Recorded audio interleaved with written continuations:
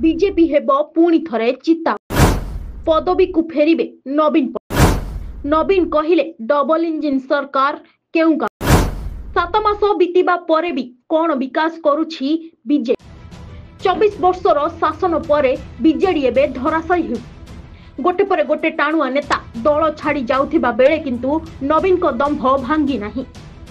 एथर निर्वाचन रे दल हारिबार कारण भिके पांड्यन को दर्शा जाइथिबा बेले नवीन किंतु ए कथा को स्वीकार करिनाहंती।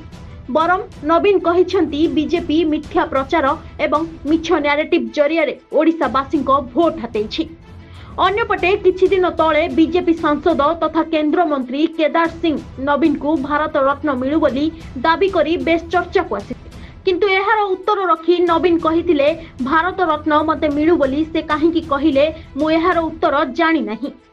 अन्यपटे बीजेपी को टार्गेट करी नवीन पटनायक कहिसंती जे बीजेपी जून मासरे सरकार गढ़िथिला आज को प्राय 7 मास होई गलानी ओडिशावासी केवल लंबा लंबा भाषण सुनिबा छडा आउ किछि नाही। आवश्यक वस्तुर दरदाम वृद्धि पाउछि मात्र दरदाम वृद्धि देखि भी चुप बसिछि मोहन सरकार। केतेबेले आलू समस्या तो केतेबेले पियाज समस्या रे छंदी होइछंती ओडिशावासी। गत 24 वर्षर बीजेडी शासन रे केबे एमिति परिस्थिति आसी नाही बोली कही नवीन पटनायक तीक्ष्ण तीर मारिछंती बीजेपी को।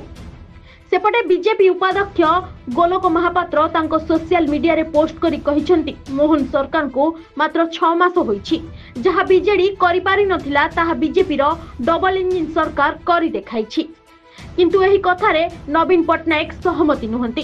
तेबे आगो को देखिबा को बाकी रहिला कि राज्य राजनीति रे बीजेडी एवं बीजेपी रो लड़ाई केउ आड़े गति कर। ब्यूरो रिपोर्ट ओडोकास्ट संवाद लाइव।